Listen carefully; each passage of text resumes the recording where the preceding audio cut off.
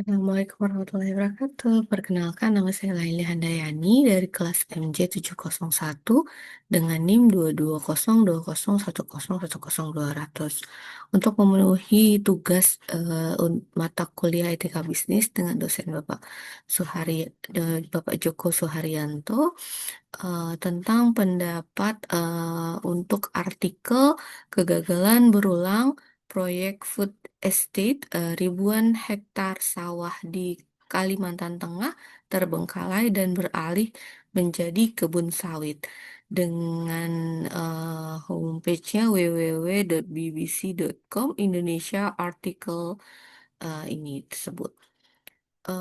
Kutipan artikelnya itu setelah 3 tahun berjalan, proyek food estate di Kalimantan Tengah kembali menunjukkan kegagalan. Ribuan hektar lahan terbengkalai ditumbuhi semak belukar dan sebagian beralih menjadi perkebunan sawit swasta. Para petani menyerah menanam padi karena harus panennya gagal terus. Gambut memantau kondisi ini di 30 area proyek di 19 desa selama 2020 sampai 2023. BBC Indonesia juga menemukan hal serupa di desa Tajepan, Kapuas. Petani menyebut sawit lebih berhasil dari padi. Jadi warga mengaitkan kegagalan ini dengan proyek PLG di era Orde Baru yang bernasib serupa. Untuk proyek food estate, pendapat saya, proyek food estate di Kalimantan Tengah kembali gagal setelah 3 tahun berjalan. Em, ini kan kondisi ini mengingatkan para warga dengan kegagalan proyek serupa di era Orde Baru. Pendapat saya dengan mengubah lahan sawah menjadi kebun sawit tidak hanya bertentangan dengan tujuan awal proyek, tetapi juga menunjukkan kurangnya perencanaan jangka panjang yang berkelanjutan. Ketika lahan yang seharusnya dipergunakan untuk memproduksi bahan pangan justru dialihfungsikan menjadi lahan industri, maka ketahanan pangan itu sendiri menjadi semakin terancam. Analisis etika bisnis dalam proyek ini nomor satu adalah transparasi. Tidak ada laporan resmi dan terbuka kepada publik terkait hasil evaluasi proyek, kendala yang dihadapi, dan pengelolaan anggaran sehingga para petani itu mengira-ngira dan mencoba-coba bagaimana mencari solusinya. Ketidakterbukaan ini melanggar prinsip kepercayaan public trust-nya jadi tidak ada dan dapat dianggap sebagai pengabaian terhadap hak masyarakat untuk mengetahuinya. Yang kedua adalah greenwashing. Ini merupakan bentuk greenwashing di mana proyek dikemas seolah-olah mendukung keberlanjutan, padahal faktanya tidak mencerminkan komitmen nyata terhadap lingkungan maupun tujuan ketahanan pangan.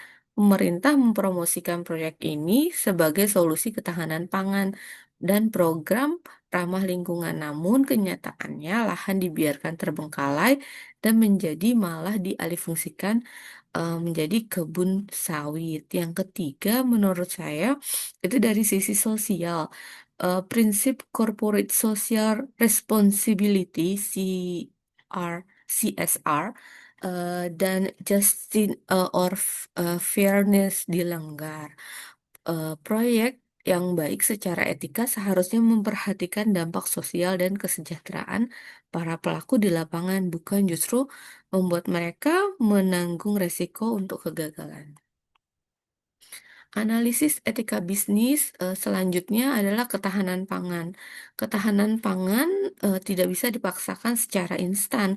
Ketahanan pangan bukan sekedar membuka lahan atau dan menanam padi, namun diperlukan pendekatan sistemik, mulai dari pemilihan lokasi yang tepat, infrastruktur pertanian, hingga pendamping petani jika tidak memenuhi atau proyek itu gagal. Yang selanjutnya adalah menciptakan ketergantungan. Etika pembangunan yang berkelanjutan idealnya tidak hanya menyediakan bantuan, tapi juga membekali masyarakat dengan keterampilan pengetahuan dan dukungan jangka panjang. Tanpa pelatihan, pendampingan teknis, serta penguatan kapasitas lokal, ada risiko bahwa petani akan tetap bergantung pada investasi pemerintah, alih-alih berkembang menjadi pelaku pertanian yang mandiri dan tangguh. Kesimpulan dari artikel dan pendapat saya ini adalah proyek food estate ini mencerminkan kegagalan dan memenuhi standar etika bisnis seperti kejujuran, tanggung jawab sosial, transparasi, dan berkelanjutan. Dalam jangka panjang, pelanggaran-pelanggaran ini merusak kepercayaan publik dan menimbulkan dampak negatif serta eh, dampak negatif secara sosial maupun ekologis. Jadi memang dibutuhkan, pelatihan khusus sehingga membuat para petani itu menjadi lebih mandiri dan, mengetahui, trial error, yang ditimbulkan dari, proyek ini apa, sehingga dapat, langsung segera diperbaiki atau ditangani. Demikian, presentasi dari saya. Assalamualaikum warahmatullahi wabarakatuh.